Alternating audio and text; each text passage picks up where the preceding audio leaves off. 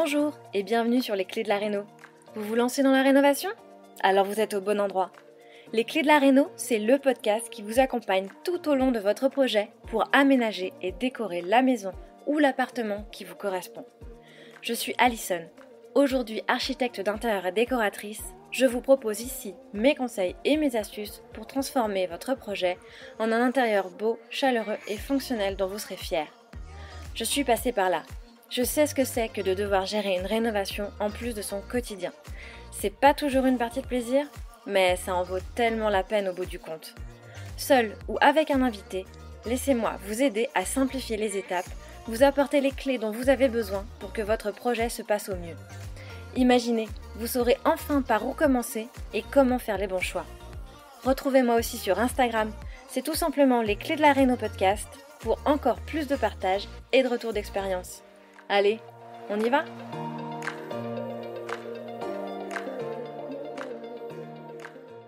Hello à tous et bienvenue dans ce nouvel épisode de Les clés de la réno, le podcast. Alors pour finir l'été en beauté, j'ai eu envie de te concocter un petit summer camp ou plutôt un réno camp, comme qui dirait, un condensé de bons conseils distillés sur une semaine entière. Alors comment ça va se passer ?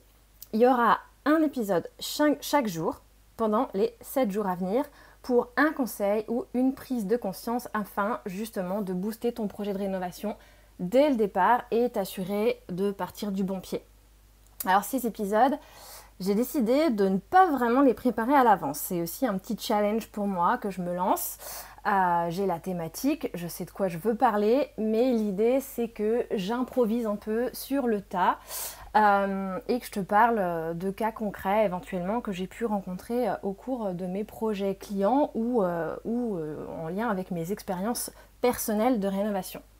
Donc ne m'en veux pas si parfois c'est un peu décousu, voilà, c'est quelque chose, je me suis encore jamais testée sur cet exercice, d'habitude les épisodes sont quand même très préparés et là voilà, j'ai voulu voir ce que j'étais capable aussi de vous proposer quand j'y vais un peu plus en freestyle.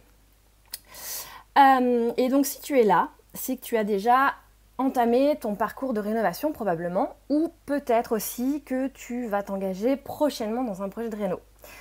C'est pour ça que ces conseils vont fortement t'intéresser. Mais surtout, c'est que tu veux créer un espace qui te ressemble et qui réponde à tes besoins en tant que famille. Si tu rénoves de la bonne façon, sache que tout ça est possible, tu peux y arriver bien sûr. Et pour ce faire, je t'invite également à découvrir les autres ressources gratuites que je propose sur mon site internet. Tu y trouveras plusieurs guides et ateliers pour t'accompagner dans ton projet de rénovation, mais aussi tout un tas d'outils avec les livres que je te recommande ou éventuellement tu pourras accéder aussi à mon compte Pinterest avec toutes les inspirations que j'ai par typologie de pièces, enfin voilà, tout un tas de ressources qui pourront être utiles dans ton projet. Et donc pour retrouver tout ça, c'est assez simple. C'est sur mon site internet, donc lesclésdelareno.com/ressources avec un S. Je te mets le lien en description de cet épisode.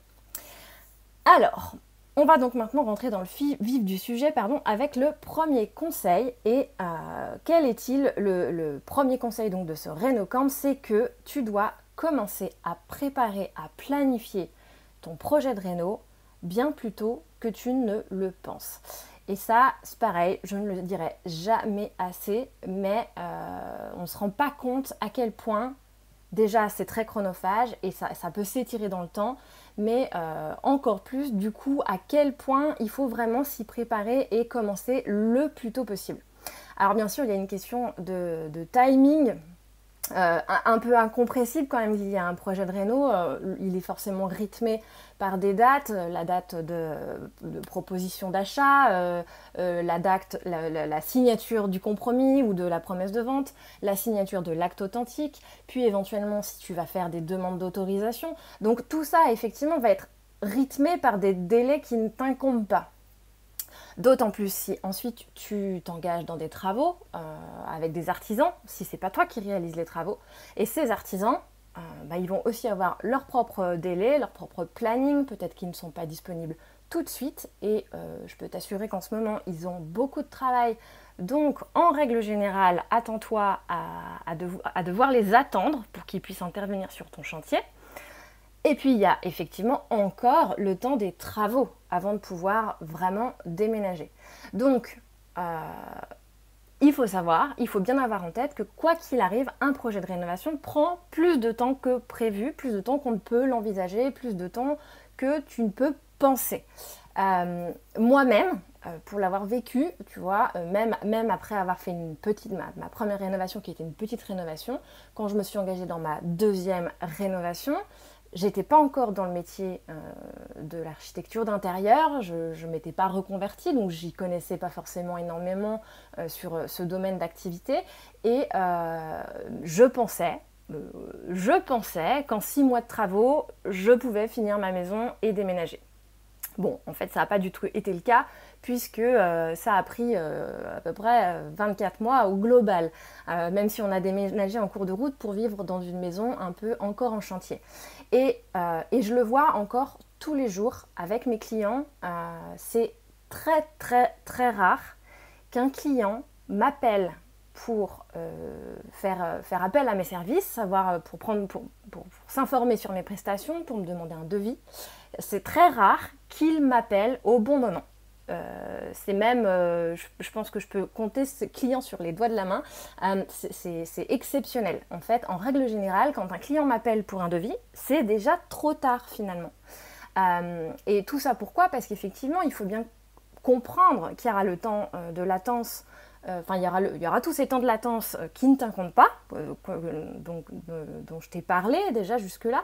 Et il y aura aussi les temps que tu dois t'octroyer pour savoir où tu vas, savoir ce que tu veux, savoir ce que tu veux créer, non seulement pour y réfléchir, pour que tout ça se modélise dans ta tête, mais aussi pour que tu puisses avoir le temps de poser tout ça par écrit, que ce soit par écrit avec des mots, avec des dessins, avec des croquis, avec des planches d'ambiance, avec des plans techniques. C'est ce matériel-là, c'est cette matière qui va te permettre de transmettre tes idées à ceux qui vont les mettre en œuvre, donc à tes artisans.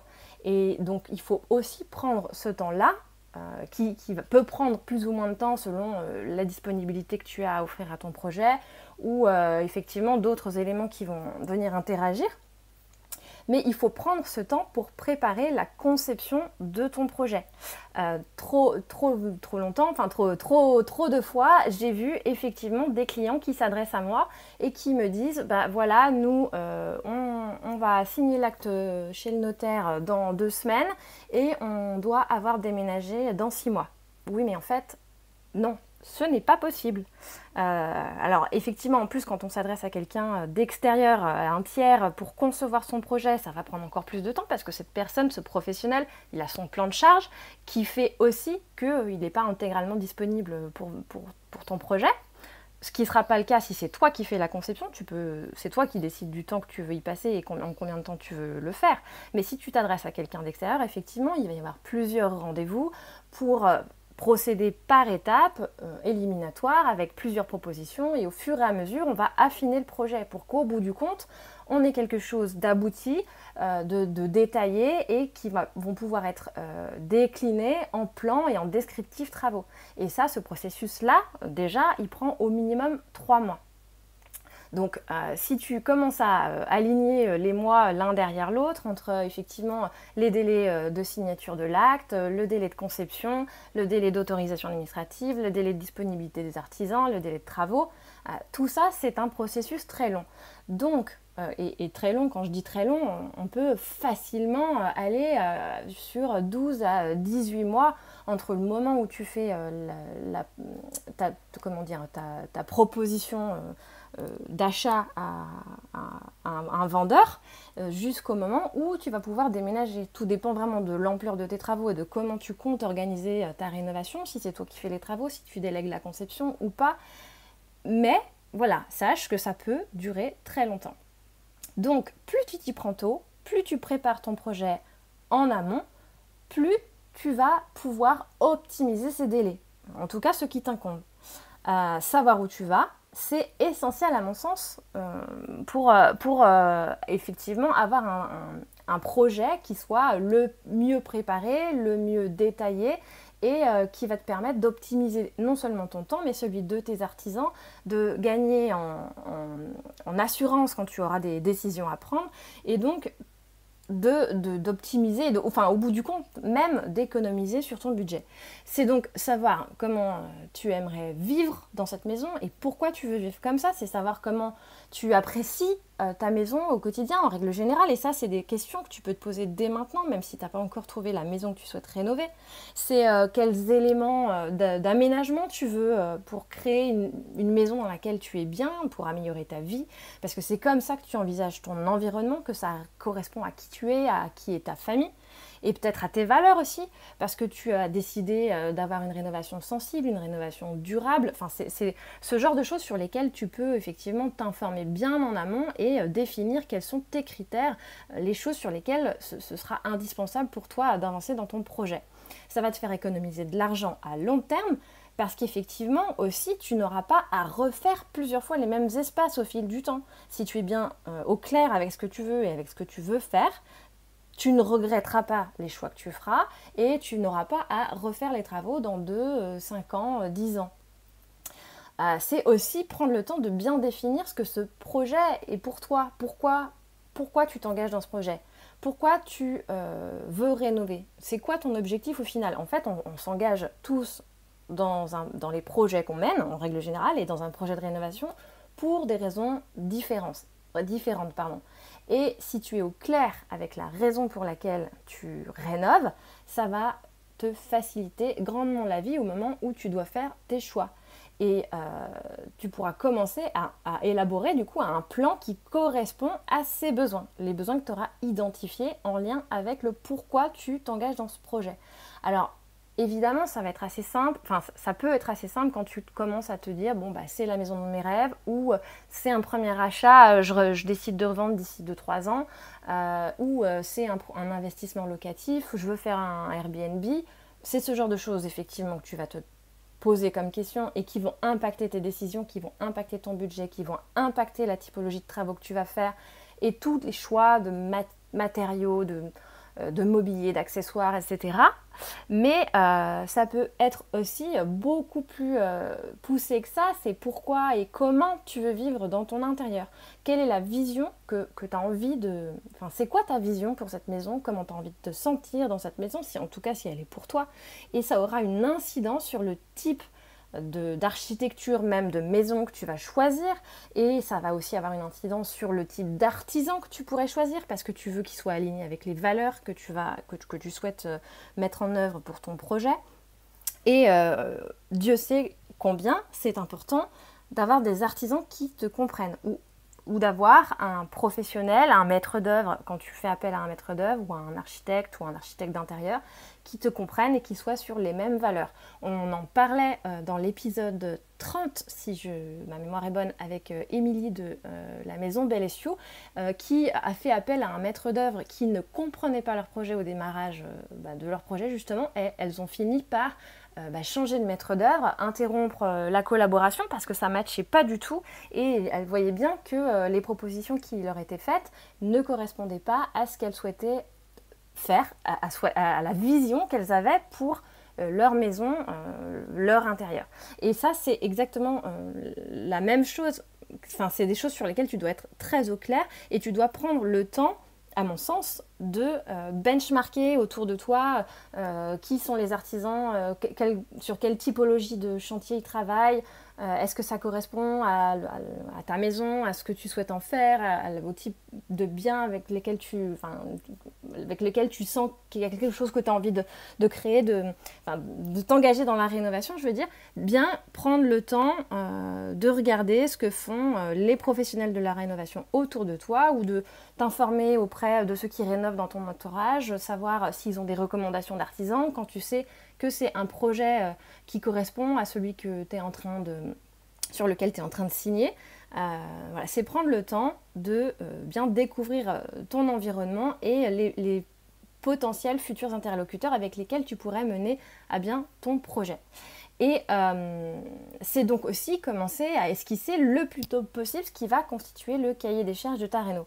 Alors on reviendra dans un autre conseil sur le concept de cahier des charges, je m'étendrai un peu plus là-dessus dans les jours qui viennent, mais c'est tout ça aussi qui doivent intégrer ce cahier des charges et sur lequel tu dois être clair, sur lequel tu dois pouvoir poser des mots. Et dans le détail, tu ne dois pas être trop figé, c'est certain, puisque c'est la maison que tu vas acheter qui va aussi orienter tes choix. Donc c'est bien de savoir ce que tu veux, comment tu veux rénover, quelles sont tes valeurs en lien avec ce projet et quelle typologie de maison tu veux créer.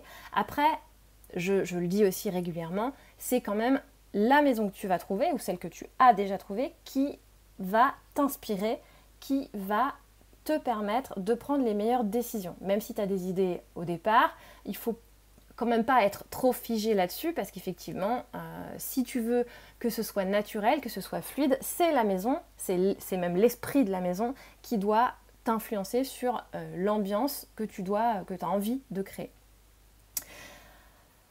Donc, c'est aussi, à mon sens, se renseigner tôt ou le plus tôt possible sur des éléments comme le PLU, le plan local d'urbanisme, quand tu sais dans quelle zone, dans quelle région tu veux acheter ou tu veux rénover, tu peux déjà commencer effectivement avant même d'avoir acheté ou pendant ta recherche à comprendre quels sont les critères qui sont imposés dans le PLU, dans le plan local d'urbanisme, pour savoir comment tu vas pouvoir respecter ces critères dans ton projet de réno au moment où tu fais tes recherches. Voilà un peu tout ça pour dire effectivement il n'est jamais trop tôt pour commencer à engranger des connaissances, de la matière, des idées et à faire le point sur ce que tu as envie de faire dans ton projet. Et aussi parce que c'est très facile dans un projet de rénovation de se sentir dépassé par tout ce qui t'attend, par la montagne d'étapes à venir, la montagne de décisions à prendre. Et aussi par le process de façon globale, mais aussi par l'implication de toutes les personnes qui vont être tes interlocuteurs, qui vont sans cesse te poser plein de questions pour que tu aies des décisions à prendre, des choix, et tout ça parce qu'il y a beaucoup de possibilités, de multiples possibilités. Et c'est la façon dont tu te sentiras tout au long de la rénovation qui va dépendre de ton niveau de préparation. Plus tu t'es préparé tôt, plus tu vas te sentir préparé et plus tu pourras répondre sereinement et en confiance à toutes ces questions et à toutes les décisions que tu auras à prendre. Plus tu commences tôt, mieux tu seras préparé.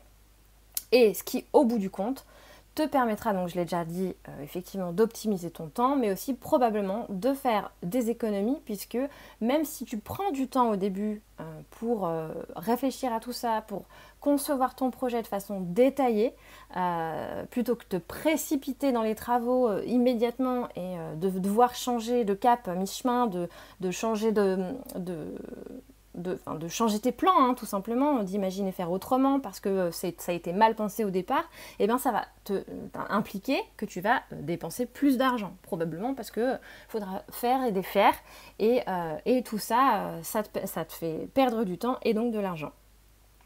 Et aussi parce que la rénovation, c'est quand même un gros investissement, un investissement qu'on fait quand même peu de fois dans une vie. Et j'imagine même que si vous aviez à faire ce type d'investissement en bourse, vous lanceriez pas comme ça, au pied levé, tu prendrais le temps d'aller te renseigner, voir comment ça fonctionne, quelles sont les étapes, à quel moment il faut faire ci, à quel moment il faut faire ça. Enfin voilà, c'est la même chose en fait. C'est qu'à partir du moment où là tu fais un investissement immobilier, et en plus dans lequel tu vas vivre, dans lequel tu dois te sentir bien parce que c'est ton chez toi et que c'est ton quotidien, c'est ton nid, c'est l'endroit où tu dois te sentir en sécurité, et ben effectivement plus tu l'auras préparé en amont, mieux tu t'y sentiras. C'est assez logique. Voilà, je pense qu'on a fait le tour de la question. Je pense que je me suis un peu éparpillée, mais j'ai à peu près dit ce que je voulais te dire sur le fait que c'était important pour moi de se préparer le plus tôt possible à ton projet de réno. N'hésite pas à me poser des questions en DM sur Instagram si jamais il y a des choses qui sont encore floues pour toi. Je m'arrête là pour aujourd'hui et on se retrouve demain pour l'épisode numéro 2 de ce Réno Camp. on parlera de l'importance de prêter une grande attention à ce qu'on ne peut pas changer dans son projet. Voilà, je te dis à demain. Si vous avez écouté jusqu'ici, c'est probablement que l'épisode vous a plu. Alors n'hésitez pas à en parler autour de vous, amis, famille, tous ceux qui rénovent sont les bienvenus. Vous pouvez aussi évidemment laisser un commentaire sur Apple Podcast ou une note 5 étoiles sur Spotify. Et si vous souhaitez être informé des prochains épisodes, n'hésitez pas à vous inscrire à la newsletter ou à me suivre sur Instagram. Le podcast, c'est fini pour aujourd'hui, mais je vous dis à très vite pour un nouvel épisode.